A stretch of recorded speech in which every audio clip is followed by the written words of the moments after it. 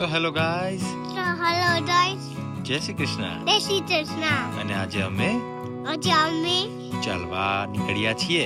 હા ચલો ગાઈસ. ચલો ગાઈસ, પાપા અને દીકરો બંને અને ઓમ દાદા એવા છે ને આજે તો.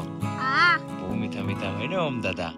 આજે તો મને લેજા છે. આજે તો અથર્વને રજા છે, શનિવાર છે, શનિવાર અને રવિવાર હે ને. સેટરડે અને સન્ડે અથર્વને રજા હોય છે. તો તમે પણ ફ્રી હોય તો અમારી સાથે ચાલવા આવી જાજો ચવાલમાં. Okay okay, okay.